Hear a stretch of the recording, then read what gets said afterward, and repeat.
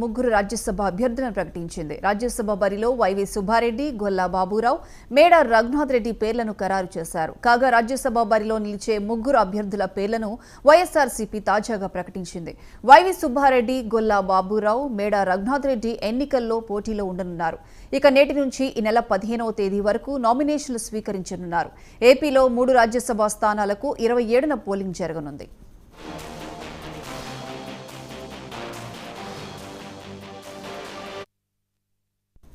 అనంతరం అసెంబ్లీలో ముఖ్యమంత్రి కార్యాలయంలో సీఎం జగన్ను కలిసి గొల్లా బాబురావు, మేడా రఘునాథ్ రెడ్డి, వైవి సుబ్బారెడ్డిలు కృతజ్ఞతలు తెలిపారు. ఈ సందర్భంగా ముగ్గురు రాజ్యసభ అభ్యర్థులను ముఖ్యమంత్రి అభినందించారు.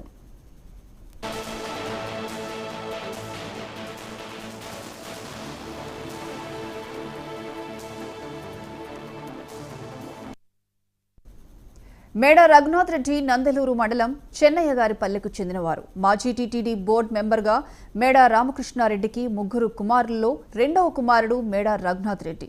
మొదటి కుమారుడు సిట్టింగ్ రాజంపేట ఎమ్మెల్యే మేడా మల్లికార్జునరెడ్డి. మేడా రఘునాథ్ రెడ్డి అదే మండలంలోని టంగుటూరులో విద్యాభ్యాసం పూర్తి చేశారు. డిగ్రీ పూర్తయిన వెంటనే 20 ఏళ్ల వయసులోనే బెంగళూరు కేంద్రంగా నిర్మాణ రంగంలో ప్రవేశించారు.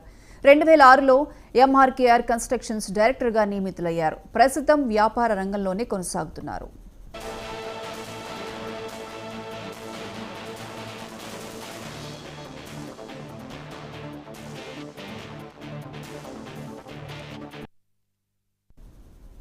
తనకు భద్రత కల్పించాలని కోరినప్పటికీ ప్రభుత్వం పట్టించుకోవడం లేదని ఏపీసీసీ అధ్యక్షురాలు వైఎస్ షర్మిల మండిపడ్డారు. తనకు చెడు చేయాలనే ఉద్దేశంతోనే భద్రతను కల్పించడం లేదని ఆమె ఆగ్రహం వ్యక్తం చేశారు.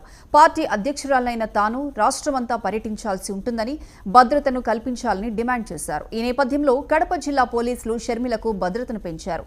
ఈ విషయాన్ని ఎస్పీ సిద్ధార్థ కౌశల్ ఓ ప్రకటన ద్వారా తెలిపారు. షర్మిల అభ్యర్థన మేరకు ఆమె భద్రతను 1+1 2+2కి పెంచామని చెప్పారు. డీజీపీ ఆదేశాల మేరకు భద్రతను పెంచామని తెలిపారు. ఎవరి ప్రాణాలకైనా ముప్పు పొంచి ఉందని ఇంటెలిజెన్స్ విభాగం నివేదిక ఇస్తే వారికి గన్మెన్లను కేటాయిస్తామని చెప్పారు.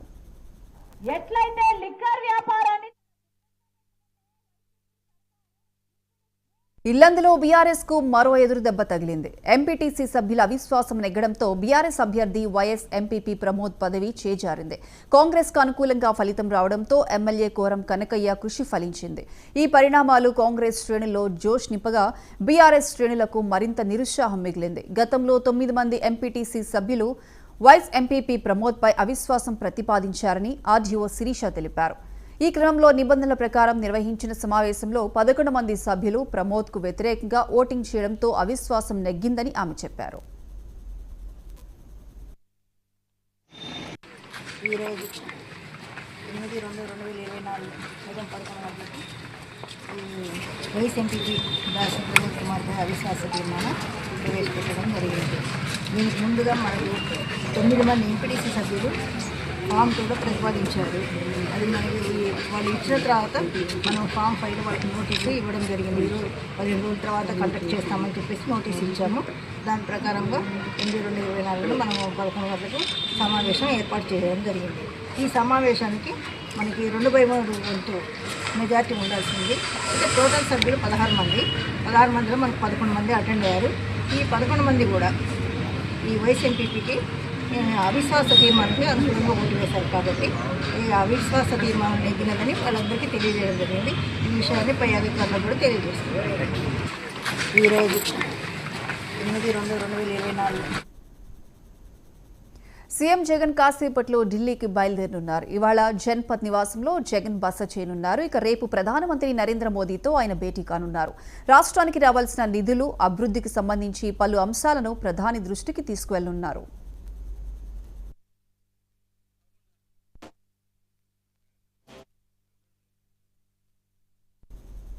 విశాఖ జిల్లా పెందుర్తి నియోజకవర్గంలో జనసేన పార్టీ కార్యకర్తలు ఆత్మీయ సమావేశం నిర్వహించారు. సుజాత నగర్లోని ఇంద్రాణి ఫంక్షన్ హాల్లో జరిగిన ఈ సమావేశంలో జనసేన అగ్ర నాయకుడు కొణిదెల నాగబాబు ముఖ్య అతిథిగా పాల్గొన్నారు. జనసేన తరపున పోటీ చేసే అభ్యర్థుల జాబితాను 10 రోజుల్లో ప్రకటిస్తామని తెలిపారు. టీడీపీ జనసేన కూటమిలో చేరడంపై బీజేపీ ఇంకా నిర్ణయం తీసుకోలేదన్నారు. టికెట్ల కేటాయింపులో సంయమనంతో వ్యవహరించాలని జనసేన కార్యకర్తలను కోరారు.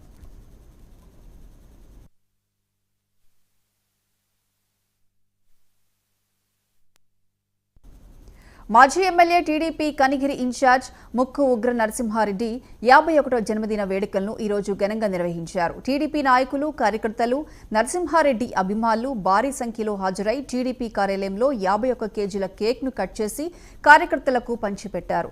కనిగిరి పట్టణ వీధుల్లో బాణాసంచాలు కాలుస్తూ భారీ ర్యాలీ నిర్వహించారు. పేదలకు 50 తోపుడు బండ్లను ఉచితంగా పంపిణీ చేసి అన్నదాన కార్యక్రమం నిర్వహించారు.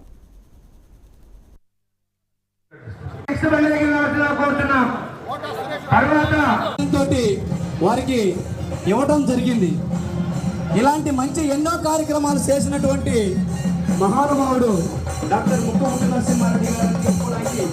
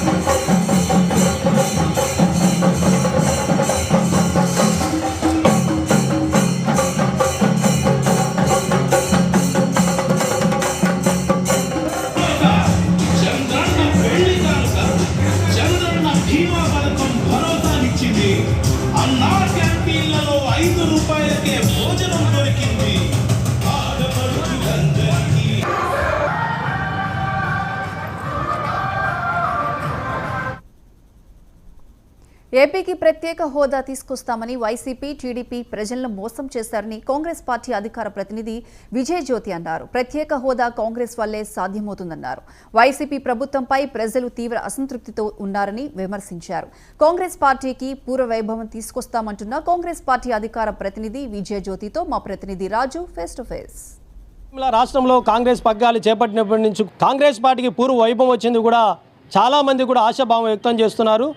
బద్వేల్ నియోజకవర్గంలో 2014 సంవత్సరంలో టీడీపీ అభ్యర్థిగా పోటీ చేసినటువంటి విజయ్ జ్యోతి షర్మిల ఆధ్వర్యంలో కూడా పార్టీలో చేరడం జరిగింది.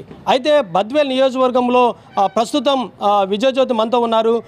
బద్వేల్ నియోజకవర్గంలో పార్టీ ఎలా ఉంది, పార్టీకి ఏ విధంగా బలోపేతం చేస్తారనే విషయాన్ని ఆమెను అడిగి తెలుసుకుందాం. మేడం చెప్పండి, బద్వేల్ నియోజకవర్గంలో కాంగ్రెస్ పార్టీ పరిస్థితి ఎలా ఉంది? బద్వేల్ నియోజకవర్గంలో కాంగ్రెస్ పార్టీ చాలా పటిష్టంగా ఉందండి. ఎందుకంటే 2004లో కాంగ్రెస్ పార్టీ రాజశేఖర రెడ్డి గారి హయాంలో కాంగ్రెస్ పార్టీ అత్యధిక మెజారిటీతో గెలిచింది. ఇటు తెలుగుదేశంలో కానీ ఇటు వైసీపీలో కానీ ఉండే వాళ్ళంతా కాంగ్రెస్ పార్టీ నాయకులు, కాంగ్రెస్ పార్టీ అభిమానులే. కాకపోతే ఇది ఒక విభజన అనే దాంట్లో కొద్దిగా డైవర్ట్ కావడం జరిగింది. కానీ ప్రస్తుతం అయితే రాహుల్ గాంధీ గారు కాంగ్రెస్ ప్రభుత్వం వస్తే ఏ రకంగా ఏమి ఇస్తామో అనే హామీలను బట్టి తిరిగి కాంగ్రెస్ వైపుకు మగ్గు చూపుతా ఉన్నారు. తప్పకుండా కాంగ్రెస్ పటిష్టం అవుతుంది. బద్వేల్ నియోజకవర్గంలో ఏదంటే మనకు ప్రత్యేక హోదా కావచ్చు, లేకపోతే కడప స్టీల్ ప్లాంట్ కావచ్చు, యువతకు ఉద్యోగం కావచ్చు, రైతుల రుణమాఫీ కావచ్చు, ఈ రకంగా వారు చెప్తా ఉన్నారు. కాబట్టి తప్పకుండా ఈ 10 ఏళ్ళు వీళ్ళు మేము తెస్తాం కాంగ్రెస్ వైఎస్ఆర్సీపీ తెస్తామనింది, తెలుగుదేశం తెస్తామనింది, ఎవరేం చేయలేదు. కాంగ్రెస్ పార్టీనే స్వయంగా మేము ప్రత్యేక హోదా కల్పిస్తాం, మీకు కావాల్సిన ఫండ్స్ ఇస్తాం అంటా ఉన్నారు. కాబట్టి ప్రజలు కూడా వైపు తిరుగుతున్నారు. ఇటు వైఎస్ఆర్సీపీ ప్రభుత్వంతో చాలా ఉద్యోగస్తులైతేమి తర్వాత ప్రతి ఒక్కరూ అసంతృప్తి కలిగి ఉన్నారు. తెలుగుదేశంలో చూడబోతే వారు కుమ్ముకుంటా ఒక రాజకీయ వాళ్ళు వర్గాలు ఏర్పడి అసలు ఏమాత్రం కూడా అభివృద్ధికి పోవడానికి సామాన్య ప్రజలు ఎంతో బాధపడుతూ ఉన్నారు. కాబట్టి ఇది నేషనల్ పార్టీ, తల్లి లాంటి పార్టీ. కాబట్టి ఇదంతా వద్దు, మేము కాంగ్రెస్కే వెళ్ళిపోతామనే విధంగా లోపల వాళ్ళు మాట్లాడుతూ ఉన్నారు. కాబట్టి మాకైతే ప్రగాఢ నమ్మకం ఉంది. బద్వేల్లో కాంగ్రెస్ పార్టీ తప్పకుండా విజయం సాధిస్తుంది. కమలమ్మ గారు నేను పార్టీలోకి కొత్తగా రావడం జరిగింది. కొత్తగా ఏమి నేను ముందుగానే కాంగ్రెస్ పార్టీ 2009 పరిధిలోనే ప్రయత్నం చేసిన. నేను కాంగ్రెస్ పార్టీ అభిమానిని, మధ్యలో తెలుగుదేశము ఆహ్వానంతో వెళ్ళినాను, కానీ నేను కాబట్టి ఇది తప్పకుండా కాంగ్రెస్ పార్టీ బద్వేల్లో బలోపేతం అవుతుంది. 2024 ఈ ఎలక్షన్స్లో తప్పకుండా విజయం సాధిస్తుందని నాకైతే ప్రగాఢ నమ్మకం. మేడం, ప్రధానంగా కూడా టీడీపీ వైసీపీ కూడా చాలా గట్టిగా ప్రయత్నం చేస్తున్నారు. వారు మేము గెలుస్తామని చెప్పి ఒకరు వైసీపీ వాళ్ళు టీడీపీ వాళ్ళు చెప్పుకుంటున్నారు. ఈ నేపథ్యంలో కాంగ్రెస్ పార్టీకి మీతో ఎవరైతే అసంతృప్తిలో ఉన్నటువంటి వాళ్ళు ఎవరైనా టచ్లో ఉన్నారో, ఎవరైనా చేరే అవకాశం ఉందా కాంగ్రెస్ పార్టీలో? తప్పకుండా అండి. నా అభ్యర్థిత్వం డిక్లేర్ చేసిన వెంటనే చాలా మంది రెడీగా ఉన్నారు. తెలుగుదేశంలో ముఖ్యమైన నాయకులు నాతో టచ్లో ఉన్నారు. తర్వాత వైఎస్ఆర్సీపీలో ముఖ్యమైన నాయకులు నాతో టచ్లో ఉన్నారు. వారు అంటే ఏదో ప్రలోభ పెట్టేది కాదు, వాళ్ళు ఉండే యథార్థత చూస్తూ ఉన్నారు.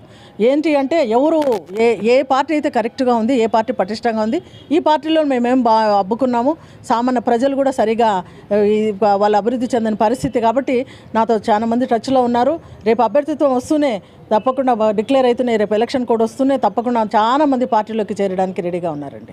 మేడం, ఇప్పటికే వైఎస్ షర్మిలకు పైన కూడా వైసీపీ నాయకులు కావచ్చు, మంత్రులు కావచ్చు, ఒక మహిళని కూడా చూడకుండా అసెంబ్లీలో కావచ్చు, బయట కావచ్చు, చాలా తీవ్రంగా ఆమె పైన మాట్లాడడం కూడా జరుగుతుంది. దీనిపైన మీరేమంటారు? సాటి మహిళగా నేను చాలా బాధపడుతూ ఉన్నానండి. దీన్ని నేను ఖండిస్తూ ఉన్నాను. ఇది అసలు ఎవరు తండ్రి ఒప్పుకునే పరిస్థితి కాదు. ముఖ్యంగా శాసనసభలో ఉన్న మహిళా సభ్యులే వాళ్ళు వ్యతిరేకించాల్సిన పరిస్థితి. ఒక మహిళను ఈరోజు ఆ రకంగా మన దేశంలో గౌరవించే మహిళను ఒక రకంగా వారు మాట్లాడడం కరెక్ట్ కాదు. రాజకీయం తీసుకోవాలి కానీ వ్యక్తిగత వాటిలోకి ఎవరు కానీ పోకూడదు. అసలు అది కరెక్ట్ కాదు. ప్రతి ఒక్కరూ ఇప్పుడు మాట్లాడుతూ ఉన్నారు. ఒక్కొక్క మినిస్టర్, ఎక్స్ మినిస్టర్లు కానీ తర్వాత నాయకులు కానీ మాట్లాడుతూ ఉన్నారు. వారి ఇంట్లో బిడ్డలు తల్లులు లేరా, వాళ్ళని మాట్లాడితే ఒకటి, ఈమెను మాట్లాడితే ఒకటి. అది కరెక్ట్ కాదు. సాటి మహిళగా నేను ఖండిస్తూ ఉన్నా. ప్రభుత్వాన్ని కోరుకుంటున్నా ఆమెకు ప్రత్యేక భద్రత కల్పించి తర్వాత ఈ రకంగా ఎవరైనా సాటి మహిళను ఎవరైనా మాట్లాడినప్పుడు వారి మీద కఠినంగా శిక్షలు తీసుకొచ్చే చట్టం తీసుకురావాలని నేను కోరుకుంటా ఉన్నాను. మేడం, ఫైనల్గా భద్రత కల్పించాలని డీజీపీ కూడా లేఖ రావడం జరిగింది. ఆ భద్రతను పెంచాల్సినటువంటి ప్రభుత్వము ఉన్నటువంటి వారిని కూడా భద్రత షర్మిలాగా తగ్గించడం జరిగింది. దీనిపైన మీరేమంటారు? ఇది ఏందండి, రాక్షస పాలన లాగా ఉంది. ఒక లేడీ, ఒక మహిళ నాకు సెక్యూరిటీ కావాలా, నాకు భద్రత కావాలని అడిగినప్పుడు ఎంతో ముందుండి ఇవ్వాల్సింది పోనిచ్చి ఉన్న భద్రత, ఉన్న సెక్యూరిటీని తీసేయడం కరెక్ట్ కాదు. ఏమాత్రం ఆమెకు కొద్దిగా ఏమైనా కూడా ఆమెకు అపాయం జరిగినా కూడా పూర్తిగా ప్రభుత్వమే బాధ్యత వహిస్తుంది. ప్రభుత్వమే దాన్ని తీసుకోవాల్సిన అవసరం ఉంటుంది. కాబట్టి తప్పకుండా ఆమెకు ప్రత్యేక భద్రత కల్పించాలని సాటి మహిళగా నేను కోరుకుంటా ఉన్నాను. ఇది విజయజ్యోతి గారు చెప్తున్నటువంటిది. సాటి మహిళగా నేను వైఎస్ షర్మిలకు భద్రత కల్పించాలి, ఒకవేళ ఆమెకి ఏమైనా జరిగినా కూడా ప్రభుత్వమే బాధ్యత వహించాలని చెప్పి విజయజ్యోతి తెలియపరుస్తున్నారు. కెమెరామెన్ నర్సయ్యతో రాజు, 99 టీవీ, బద్వేల్ నుంచి. వైసీపీకి సొంత ఆదాయం పెంచుకోవడంపై ఉన్న శ్రద్ధ రాష్ట్ర అభివృద్ధిపై లేదని తిరుపతి జిల్లా టీడీపీ అధ్యక్షుడు నరసింహ యాదవ్ అన్నారు. బడ్జెట్ నిర్వహణపై ప్రజలకు క్షమాపణ చెప్పాలని ఆయన డిమాండ్ చేశారు. ఎస్సీ, ఎస్టీ సబ్ ప్లాన్ నిధులను దారి మళ్లించారని విమర్శించారు. పేదలకు అన్నం పెట్టే అన్నా క్యాంటీన్ను మూసివేశారని ఆవేదన వ్యక్తం చేశారు. దొంగ ఓట్ల నిర్వాహకులపై చర్యలు తీసుకోవడం లేదని, వైసీపీ దొంగ ఓట్లతో గెలవాలని కుట్రలు చేస్తుందని నరసింహ యాదవ్ అన్నారు. ఈ నిన్న ఓటు ఆన్ అకౌంట్ బడ్జెట్ని బుగ్గన రాజేంద్ర ప్రసాద్ గారు అసెంబ్లీలో ప్రవేశపెట్టడం, ఆమోదించడం. ఈ ప్రవేశపెట్టిన బడ్జెట్ చూస్తే ఈ యొక్క రాష్ట్రంలో ప్రతిపక్ష నేతగా జగన్మోహన్ రెడ్డి ఇచ్చిన హామీలు ఏవైతే ఉన్నాయో హామీల్ని కనీసం చివరి సమావేశాలైనా ప్రజలకు క్షమాపణ చెప్తాడేమో అని చూసాం. కానీ ఏమాత్రం అబద్ధాలని పదే పదే వల్లించి ఏ విధంగా ఆంధ్రప్రదేశ్ ప్రజల్ని ఈ బడ్జెట్ల పేరుతో మోసగించాడో ఈ యొక్క క్రమంగా కూడా మొదటి నుంచి ఆయన ప్రవేశపెట్టిన బడ్జెట్లో రూపకల్పనే తెలియజేస్తూ ఉంది. బడ్జెట్లో చూపే అంకెలకి, ఖర్చు పెట్టే అంకెలకి పొంతన ఉండదు ఎక్కడ. ఏదైతే ప్రతినిత్యం తన రాబడి ఏ విధంగా పెంచుకోవాలి, వ్యక్తిగత రాబడి ఏ విధంగా పెంచుకోవాలనే దానిపైన ఉన్న శ్రద్ధ ఈ రాష్ట్రంలో అభివృద్ధి కార్యక్రమాలు కానీ, సంక్షేమ కార్యక్రమాలు కానీ ఏవి కూడా ప్రతిబింబించడం ఈ బడ్జెట్లో. ఏదైతే మద్యపాన నిషేధం అంచెలంచెలుగా నేను నిషేధిస్తానని చెప్పిన ముఖ్యమంత్రి జగన్మోహన్ రెడ్డి ఈరోజు ఆఖరి సమావేశాలు జరుగుతూ ఉన్నాయి. ఈరోజు మహిళలు, ఈ రాష్ట్రంలో ఉన్న మహిళలకు క్షమాపణ చెప్పని డిమాండ్ చేస్తా ఉన్నాం అసెంబ్లీ సాక్షిగా. నువ్వు ఏదైతే హామీ ఇచ్చావో అంచెలంచెలుగా మద్య నిషేధం చేస్తానని దాన్ని పక్కన పెట్టడమే కాకుండా మద్యం పేరుతో ఈ రాష్ట్రాన్ని నాశనం చేసి ఏ విధంగా మద్యం ధరలను పెంచి ఏ విధంగా ప్రజలు నెత్తిన భారం మోపావో మనం చూసాం. సుమారు 70,000 మంది ఈ నాసీ రకం మద్యం సేవించి ఈ రాష్ట్రంలో అసువులు బాశారు. దానికి సమాధానం చెప్పని ఈరోజు అడుగుతా ఉన్నాం. ఏదైతే విద్యార్థులకు నువ్వు ఇచ్చిన హామీ ఏమైతే ఉందో, యువతకు ప్రతి సంవత్సరం జాబ్ క్యాలెండర్ విడుదల చేస్తానన్నావు. క్షమాపణ చెప్పి ఈరోజు అసెంబ్లీ సాక్షిగా నీకు మనస్సాక్షి అనేది ఉంటే నువ్వు చెప్పిన మాటలు ఏవేవి చేయలేదో ఈరోజు అసెంబ్లీ సాక్షిగా ప్రజలకు క్షమాపణ చెప్పాలని డిమాండ్ చేస్తా ఉన్నాం. నిన్న ఓటు ఆన్ అకౌంట్ బడ్జెట్ని బుగ్గన రాజేంద్ర ఎన్టీఆర్ జిల్లా విసన్నపేటలో అక్రమంగా తరలిస్తున్న 95 క్వింటాల బియ్యంను పౌర సరఫరాల అధికారులు పట్టుకున్నారు. జాయింట్ కలెక్టర్ను సమాచారం రావడంతో తనిఖీలు చేసి విసన్నపేట ఎన్ఎస్పీ కాలువ కట్టపై అక్రమంగా లోడ్ చేస్తున్న పీడీఎస్ బియ్యాన్ని అధికారులు స్వాధీనం చేసుకున్నారు. చాట్రాయి మండలం, చింతలపూడి మండలం, ముసునూరు మండలం నుంచి అక్రమంగా పీడీఎస్ బియ్యాన్ని తీసుకొచ్చి లోడ్ చేస్తుండగా పట్టుకున్నామని అధికారులు, పోలీసులు తెలిపారు.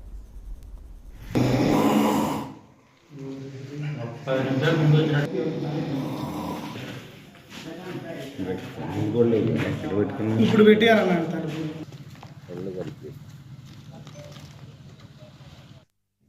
నిన్న రాత్రి 1 గంట ప్రాంతంలో జాయింట్ కలెక్టర్ గారికి తిరువూరు డివిజన్లో ఏకొండూరు, తిరువూరు, విసనపేట మండలాల్లో పీడీఎస్ రైసు అక్రమంగా తరలిస్తున్నారని చెప్పి ఇన్ఫర్మేషన్ మేరకు జిల్లా పౌర సరఫరాల అధికారి మోహన్ బాబు గారు, తర్వాత విజయవాడ నుంచి కొంతమంది ఇన్స్పెక్టర్లు, ఏఎస్ఓ గారు, నేను పీడీఎస్ రైస్ అక్రమ రవాణా దాని మీద మేము తనిఖీలు చేపట్టగా ఏకొండూరు, తిరువూరు మండలం తిరిగాము. అక్కడ దొరకలేదు. ఈ విసనపేట మండలంలో నర్సాపురం గ్రామంలో ఎన్ఎస్పి కెనాల్ పరిసర ప్రాంతాలు తనిఖీ చేస్తుండగా ఒక లారీకి 2 ఆటోల్లో వచ్చినటువంటి స్టాకు లోడ్ చేస్తుండగా వాటిని రెడ్ హ్యాండెడ్గా పట్టుకోవడం అయింది. దాంట్లో వచ్చేసరికి మొత్తం సుమారు 190 బస్తాలు పీడీఎస్ రైస్ ఉంది. ఈ 190 బస్తాలు పీడీఎస్ రైసు మన మెట్టుగూడెం రేషన్ డీలర్కి భద్రత నిమిత్తం అప్పగిస్తున్నాము. సంబంధిత మదిరాజు కృష్ణ శివదీపు మరియు ఈ కంపెనీలో ఈ అక్రమ రవాణాలో పాల్గొన్నటువంటి డ్రైవర్ల మీద 6A కేసుని క్రిమినల్ కేసును నమోదు చేస్తున్నాం. ఇక్కడ విసనపేట సివిల్ సప్లైస్ డ్యూటీని నిన్న రాత్రి 1 గంట ప్రాంతంలో జాయింట్ ఖమ్మం జిల్లాలో మట్టి తవ్వకాలకు అడ్డు అదుపు లేకుండా పోయింది. అక్రమాలకు కాదేది అనర్హం అన్న చందంగా గుట్టలు, కాల్వ కట్టలు, చెరువులు, దేవాలయ భూములే లక్ష్యంగా మట్టి తవ్వకాలు జరపడం సర్వసాధారణంగా మారిపోయింది. తాజాగా ఖమ్మం జిల్లా నేలకొండపల్లి మండలం రాజేశ్వరపురం రాజరాజేశ్వరి దేవస్థానంకు సంబంధించిన సర్వే నెంబర్ 254లో 18 ఎకరాల భూమి అమ్మగూడెం పరిధిలో ఉంది.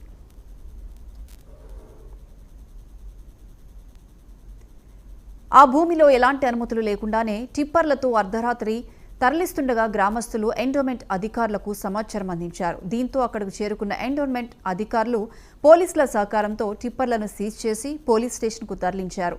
ఎండోమెంట్ అధికారుల ఫిర్యాదు మేరకు నేలకొండపల్లి ఎస్ఐ బొల్లగాని సతీష్ కేసు నమోదు చేసుకుని దర్యాప్తు చేస్తున్నారు.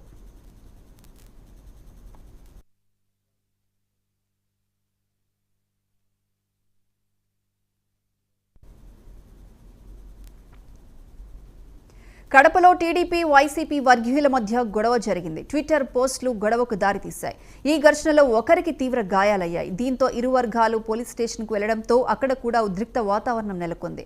పోలీసులు సర్ది చెప్పాలని చూసినా ఇరు వర్గాలు ఘర్షణ ఆపలేదు. దీంతో పోలిట్ బ్యూరో సభ్యులు Srinivasulu Reddy, mayor Suresh Babu, deputy CM సోదరుడు అహ్మద్ బాషా పోలీస్ స్టేషన్ దగ్గరకు చేరుకున్నారు.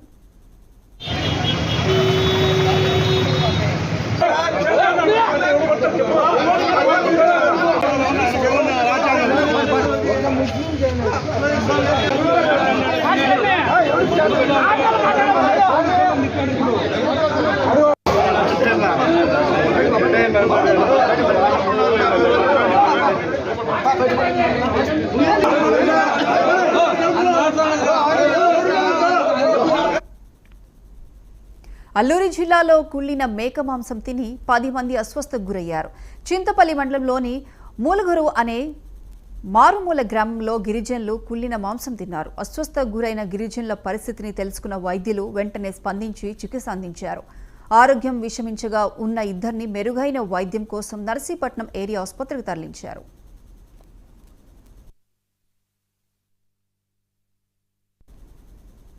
పశ్చిమ గోదావరి జిల్లా నరసాపురంలో 27 కోట్ల రూపాయలతో చేపట్టిన ఏటిగట్టు పనుల్లో డొల్లతనం మరోసారి బయటపడింది. గత నెలలో 100 మీటర్ల మేర గట్టు గోదావరిలో కృంగిపోయింది. అక్కడ మళ్లీ చేపట్టిన పనులు కూడా వృధా అయ్యాయి.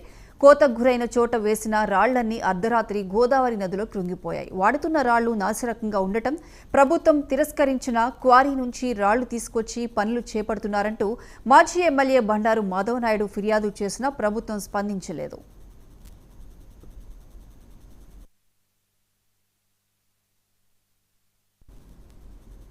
నిబంధనలకు వ్యతిరేకంగా నిర్మించిన బహుళ అంతస్తుల నిర్మాణాలను జీహెచ్ఎంసీ అధికారులు కూల్చివేశారు. రంగారెడ్డి జిల్లా Rajendranagar circle, Upparapalli golden heights కాలనీలో కూల్చివేతల కార్యక్రమం నిర్వహించారు. అనుమతులు లేకుండా మళ్లీ నిర్మాణాలు చేపడితే చట్టపరమైన చర్యలు తీసుకుంటామని డిప్యూటీ కమిషనర్ రవికుమార్ హెచ్చరించారు.